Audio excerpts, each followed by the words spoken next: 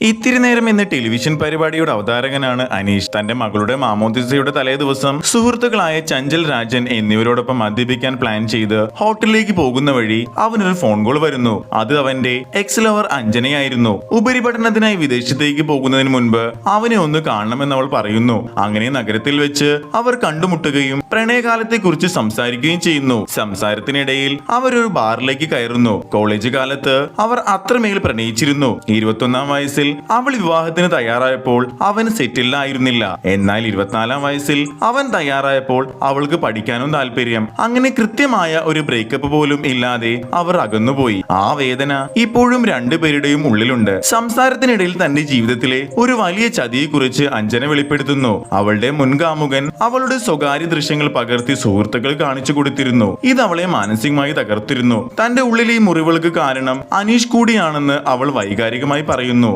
തുടർന്ന് അമിതമായി മദ്യപിച്ച അഞ്ജന അബോധാവസ്ഥയിലാകുന്നു. ഒരു പെൺകുട്ടി ഇത്തരം ഒരു അവസ്ഥയിൽ കൂടെയുള്ളപ്പോൾ ഹോട്ടലിൽ റൂം ലഭിക്കാൻ അവർക്ക് ബുദ്ധിമുട്ടേണ്ടി വരുന്നു. ഒടുവിൽ മറ്റൊരു വഴിയുമില്ലാതെ സുഹൃത്തുക്കളോടൊപ്പം അഞ്ജനയും കൊണ്ട് അവർ കന്യാകുമാരിയിലേക്ക് യാത്ര തിരിക്കുന്നു. യാത്രക്കിടയിൽ പോലീസിന്റെ പരിശോധനയിൽ നിന്ന് രക്ഷപ്പെടാൻ അഞ്ജന അനീഷിന്റെ ഗർഭിണിയായ ഭാര്യയാണെന്ന് അവർക്ക് കള്ളം പറയേണ്ടി വരുന്നു. എന്നാൽ ഒടുവിൽ കന്യാകുമാരിയിലെ കടൽ തീരത്ത് വെച്ച് വെളിച്ചം വീഴുമ്പോൾ അഞ്ജനയ്ക്ക് ബോധം വീണ്ടെടുക്കുന്നു. അവിടെ വെച്ച് വർഷങ്ങൾക്ക് മുൻപ് നടക്കാതെ പോയ ആ വീർപിരിയിൽ അവർ പൂർത്തിയാക്കുന്നു.